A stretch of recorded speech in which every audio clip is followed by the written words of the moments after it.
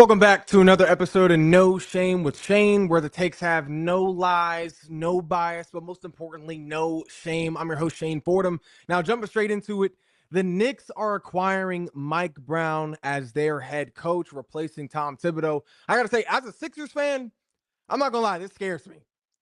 As a Sixers fan, this scares me. To be honest, this does scare me a little bit.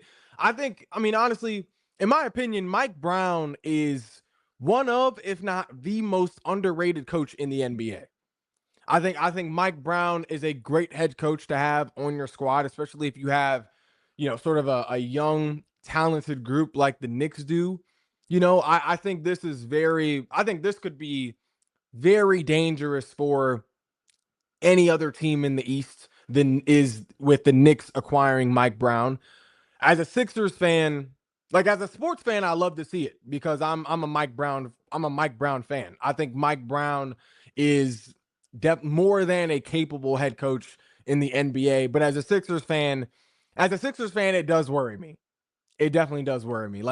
But I mean, you look at the Knicks, like the Knicks almost didn't get him. Like the Knicks, honestly, the way they went about getting their head coach was idiotic. The Knicks method in hiring a replacement head coach was just it. I mean, it's like it was clear they had no plan going into this offseason. Like, I understand I understand the firing of Tom Thibodeau. I'm not saying I would have fired him. Like, I wouldn't have minded. If I was a Knicks fan, I wouldn't have minded another year with Tom with this squad.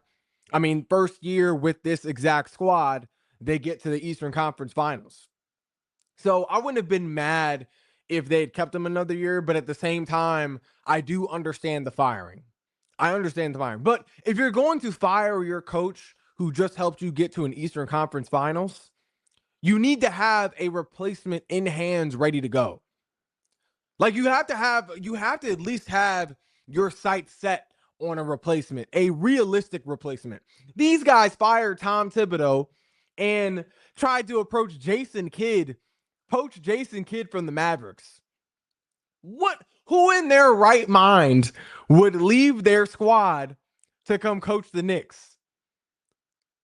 Like, it just doesn't make sense. Like, why are you calling guys who already have jobs, who are already locked in, especially guys like Jason Kidd, who are on a squad that just got the number 1 overall pick, which means Cooper Flag. They got legit superstars on the squad in Anthony Davis and Kyrie Irving. He's in a great market. Like, I mean, they're favored to be a top 3 team in the West this year. Like, I mean, I just don't, like, it's like Jason Kidd alone, they knew they shouldn't have even thought of calling Jason Kidd. Like, but just in general, when you have, like, why would you call a list of coaches who are already on teams and have jobs, especially when you have coaches that are available like Mike Malone and Mike Brown? When you have coaches that are available in Malone and Mike Brown, why would you be looking at these guys who already have jobs? It just doesn't make sense.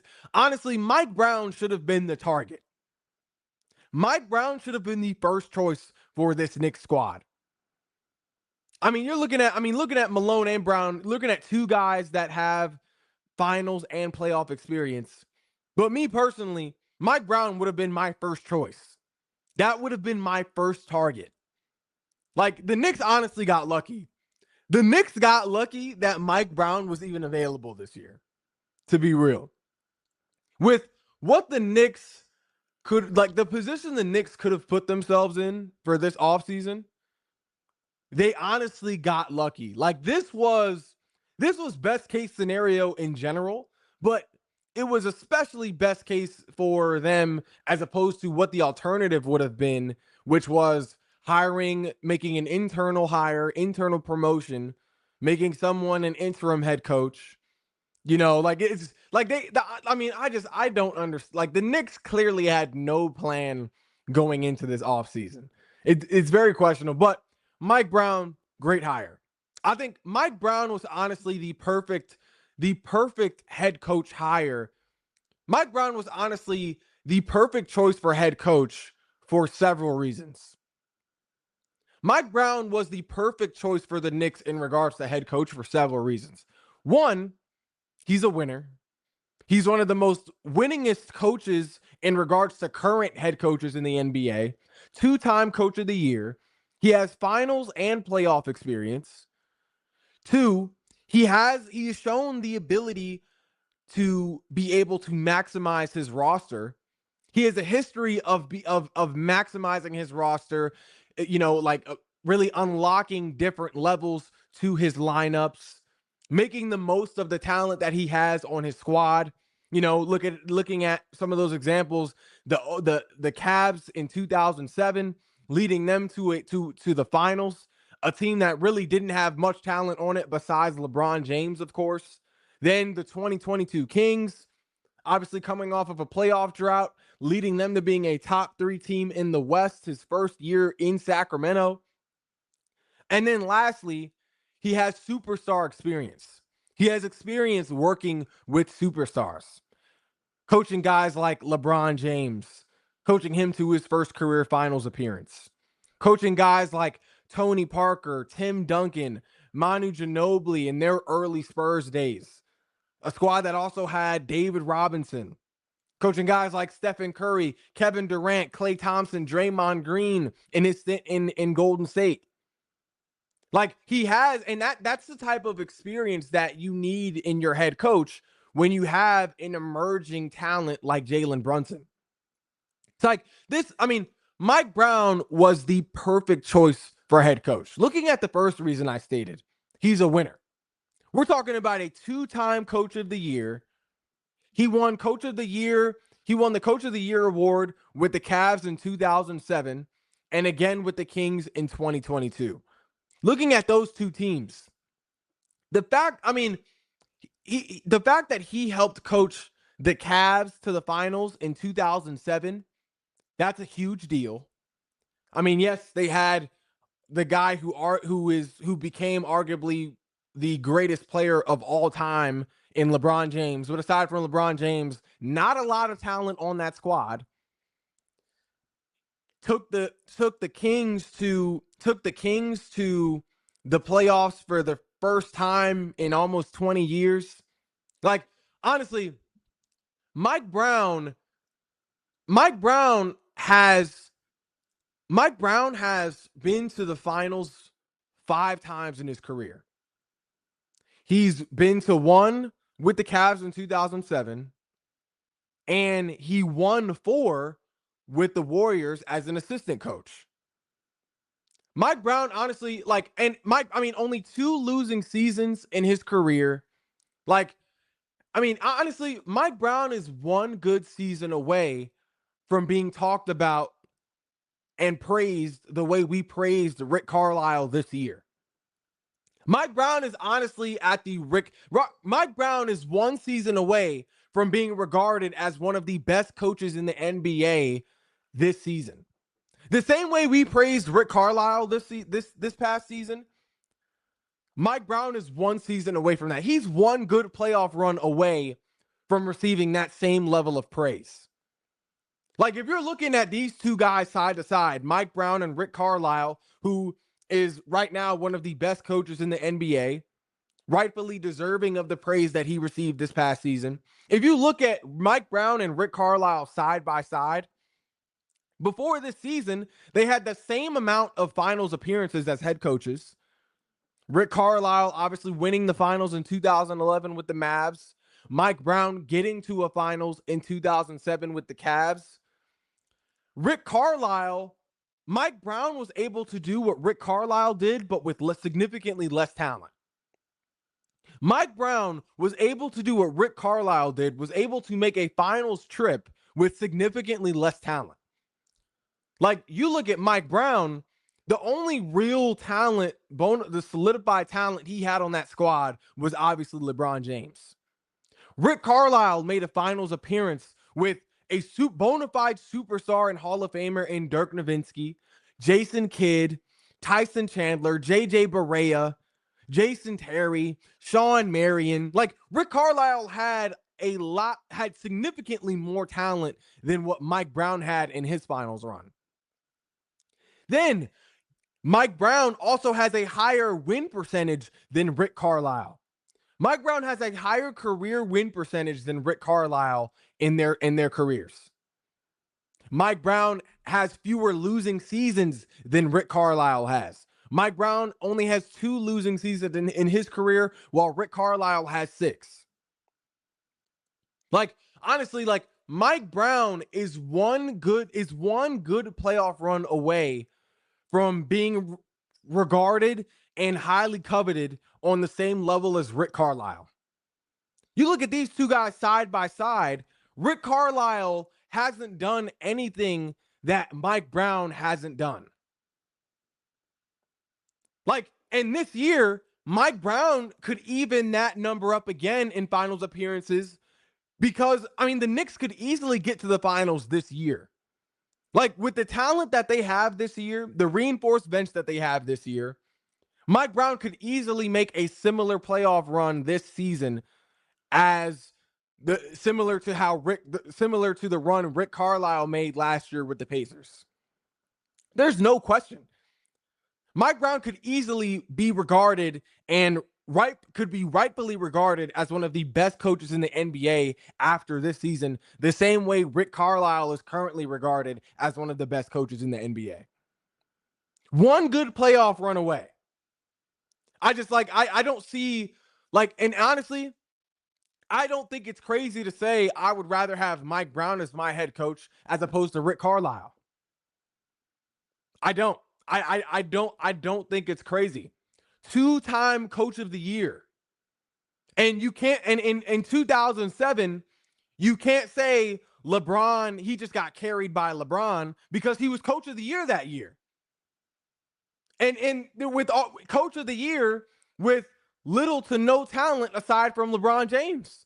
So you can't just, I mean, even though LeBron obviously deserves credit for that, you can't just give it all to LeBron saying LeBron carried Mike Brown when Mike Brown had to create a system that was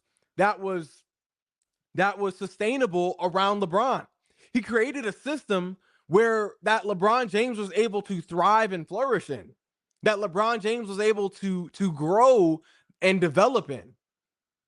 He had to create that system that was able to properly supplement LeBron James, a system that worked well enough to get them to the finals.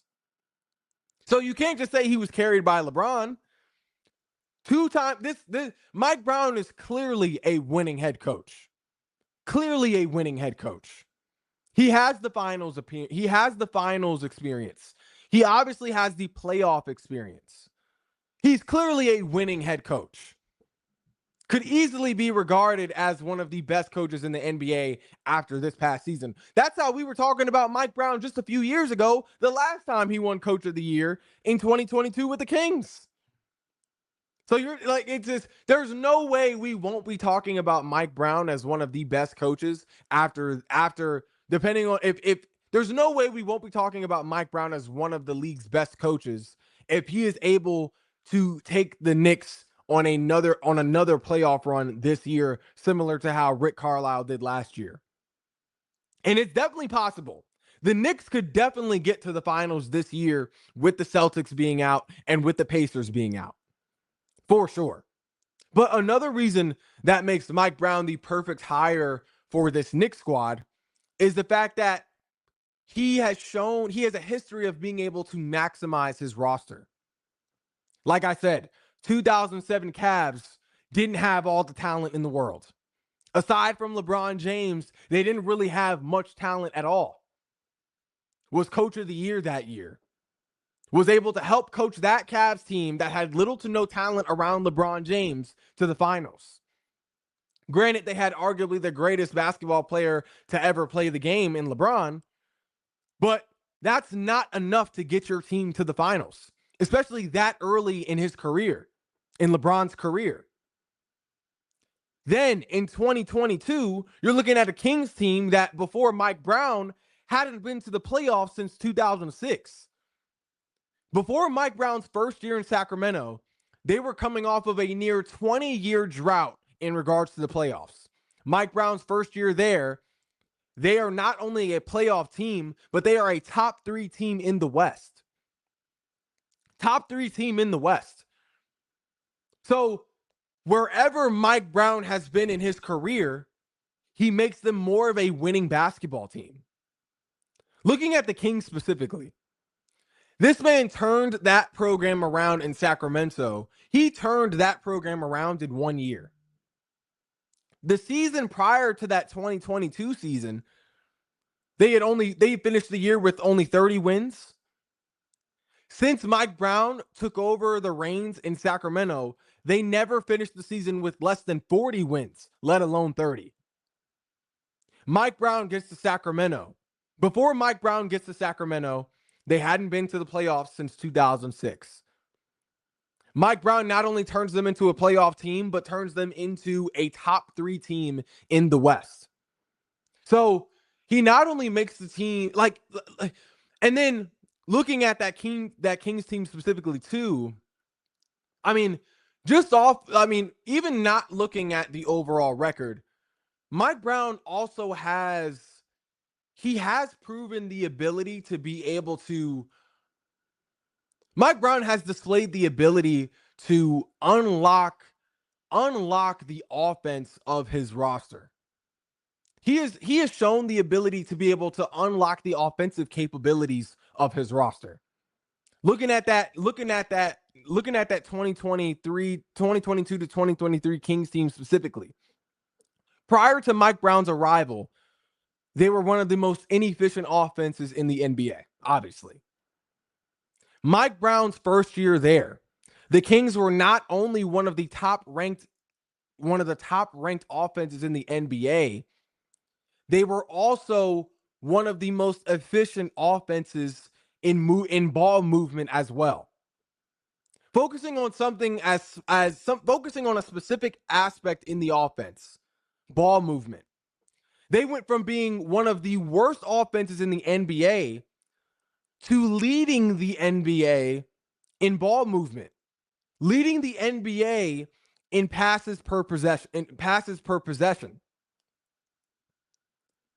So if Mike Brown could do what he did with the Cavs and the Kings, what do you think Mike Brown will be able to do with a talented Knicks team that is coming off of an Eastern Conference Finals appearance? If Mike Brown could coach the 2007 Cavs to the finals and then could revive the Sacramento Kings in 1 year that was coming off of a near 20-year playoff drought, could flip that squad from being a 30-win team to a top 3 team in the hardest conference in the NBA, what makes you think he won't be able to do numbers for this Knicks squad that was 2 wins away, or that was 1 to 2 wins away from being a finals team? Like what makes you think he won't be able to have a similar impact on this Knicks squad? Like I said, something Mike Brown has shown capable of doing, something Mike Brown has shown capable of doing is unlocking the offensive capabilities of his squad. He hasn't always had the best defenses in the world, but if there's anything he has shown capable of doing, it's improving the offensive range to his team. Like I said, with the Kings, they went from being one of the worst offenses in the NBA to being among the best offenses in the NBA. They went from being a team that was one of the worst at moving the ball to being the best team in regards to ball movement. Ball movement specifically is something that the Knicks can greatly benefit from. If you look at the Knicks last year, the Knicks were heavily reliant on Jalen Brunson creating plays.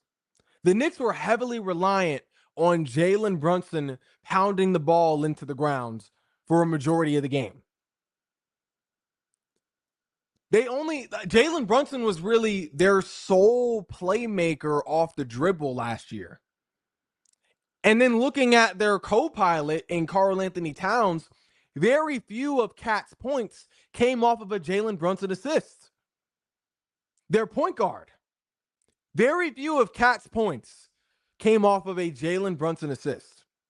So ball movement is something that the Knicks can benefit greatly from. So if Mike Brown can improve the ball movement capabilities of the 2022 Kings, what makes you think he won't be able to do that with the Knicks this year that have more talent offensively this year, and that also now have a second playmaker off the dribble coming off the bench in Jordan Clarkson? Like that's one very key theme that the Knicks would show drastic improvement in regards to their offense. Like if Mike Brown can do what he did with the Kings in 2022, there's no telling what he'll be able to do with a Knicks team that is more talented offensively, that is frankly more talented defensively as well, with a better bench this year, with a reinforced bench in Jordan Clarkson and Gershon Yabusele. So Mike Brown has shown capable of maximizing his roster. He would now be able to carry that over into a team that is really prepped to win the conference. But something else that makes Mike Brown the perfect choice for this Knicks squad is the fact that he has experience in coaching up superstars. Like I said, he coached up LeBron, getting him to his first career finals appearance. Moving on to the Spurs, he was able to help coach Tim Duncan, Tony Parker, and Manu Ginobili in their early Spurs days. That team also had David Robinson.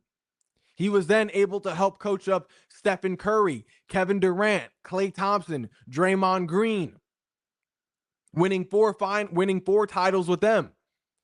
So he has experience in working with superstars. He has experience in managing strong personalities. That is the type of experience and knowledge that you need in your head coach when you have an emerging superstar in Jalen Brunson. That is a Jalen Brunson who is now in the prime of his career, going into his 8th year in the NBA. That is the type of knowledge that you need when you are trying to maximize the talent and ability of your emerging superstar in New York. So Mike Brown is the perfect choice for this Knicks squad. We're talking about a Knicks squad. I mean, we're talking about a Knicks squad last year. Like, there's honestly, as a Sixers fan, the Knicks are honestly my favorite to win the conference this year for sure. For sure. This is a squad that went to the Eastern Conference last year having a terrible rotation for most of the season. Not having had a terrible rotation for most of the season. That also had where their two best players were, even though they were dogs on offense, they were defensive liabilities. Didn't have much depth to the squad after trading for Cat. And then, like, it's just, so if that squad last year could get to the conference finals, there's no telling what this Knicks squad could do this year now that they have a more strategic-minded coach in Mike Brown, who is a former coach of the year, who has shown the ability to be able to maximize his roster, but also maximize the offensive capabilities of the roster. They have a reinforced bench in Jordan Clarkson and Gershon Yabusele, adding him to the key guys off the bench they already had in Mitchell Robinson and Deuce McBride. Still having the two offensive stars that they have in Brunson and Karl Anthony Towns, who would have a much better dynamic this year with the with the improvements Mike Brown will inevitably make to this offense, and then with the defensive capabilities that this squad has with Mikal Bridges, OG Anunoby, and Josh Hart, who is really a Swiss Army knife type of guy. So I definitely think the Knicks are the favorite, should be the favorite to win the conference this year. I mean, but at the same time, I do acknowledge that this conference as a whole is more competitive than people think. The Eastern Conference as a whole is more competitive than a lot of people think. Like, I know I said I believe the Sixers could finish as a top 3 team in the East this year, but I don't say that lightly. I'm not saying that lightly. Like, I know, like, I'm not saying that as if it's going to be a walk in the park. Like, yes, the East is wide open. The East is definitely wide open with the Celtics rebuilding and with Tyrese Halliburton being out with an Achilles injury. Like, the East is wide open now that the Celtics and the Pacers are out of contention for this season. But I don't say that in a sense where the East is easier with those two teams down for the count. I say it's up for grabs, and I say the East is wide open because of just how much competition is going to be in the East this year. The East is going to be a tougher competition than people think. You have the Knicks, who are coming off of an Eastern Conference Finals run, who now have a more strategic-minded head coach of the year guy in Mike Brown. They have a reinforced bench in Jordan Clarkson and Gershon Yabusele. Then you have the Cavs, who also have. Wait, first of all, I undersold the Knicks. First of all, looking at the competition in the East, you have the Knicks, who have a coach of the year and strategic mind in Mike Brown, who also have an emerging superstar in Jalen Brunson. The abilities that they showed that they have coming off of an Eastern Conference Finals run, having a reinforced bench, which was their main weakness last year.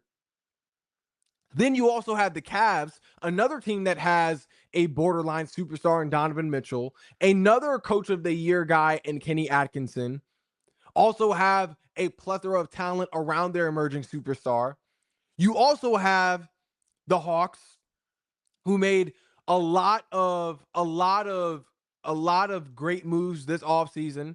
The Hawks are honestly constructed similar to how the Pacers were last year, except they have more of a bona fide borderline superstar guy in Trae Young, who is surrounded by a lot of 3-and-D guys, a lot of wing guys who can play defense, who can run the floor, who can score, and who can also knock down shots.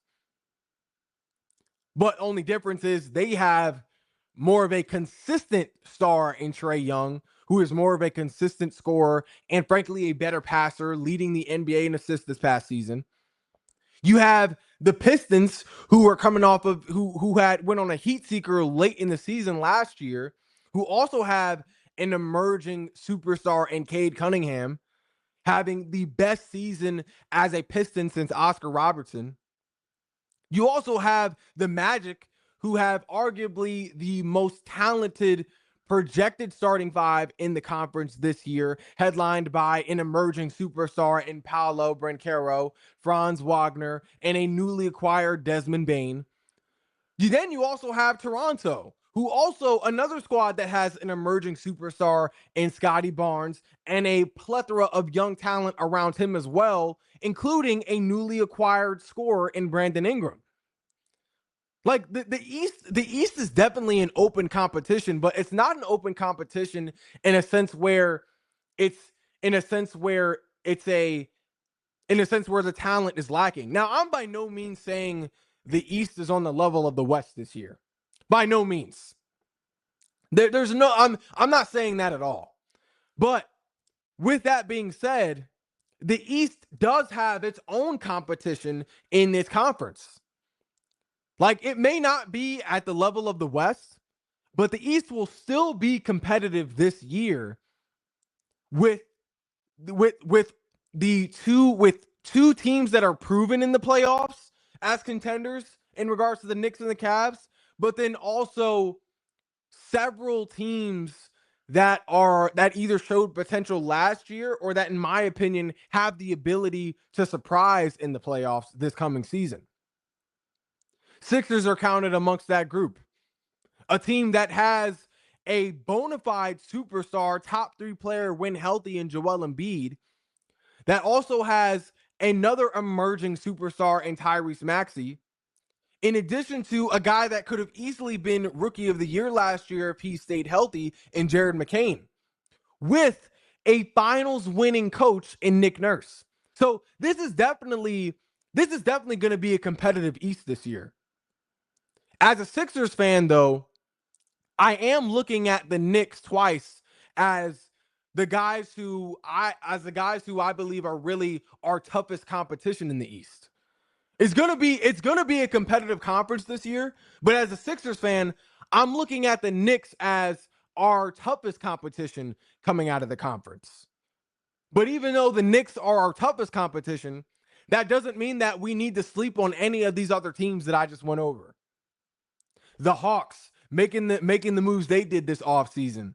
The Magic adding a bona fide scorer to the two emerging stars that they had already in Florida. The Cavs coming off of the playoff run that they did, coming off the season that they had with the coach that they have. The Raptors with the potential that they have. And now with the Knicks coming off of the year they did with the talent that they have, having an emerging superstar in Jalen Brunson, one of the most talented big men and scorers in the NBA in Karl Anthony Towns, the quality wings that they have in OG Anunoby and Mikal Bridges, and really Josh Hart as well, the reinforced bench that they have, adding another shot-creating playmaker, a guy that can create off the dribble in Jordan Clarkson, and another guy that can also defend and score off the bench in Gershon Yabusele, in addition to the key guys they already have coming off the bench, in addition to a winning head coach like Mike Brown, a culture-changing and culture-defining head coach in Mike Brown. This is definitely going to be a competitive East this year. But with that being said, that's all we have time for today's edition of No Shame with Shane. If you haven't already, be sure to like, follow, and subscribe to all of our social media platforms. And I will be back later on with more shameless takes.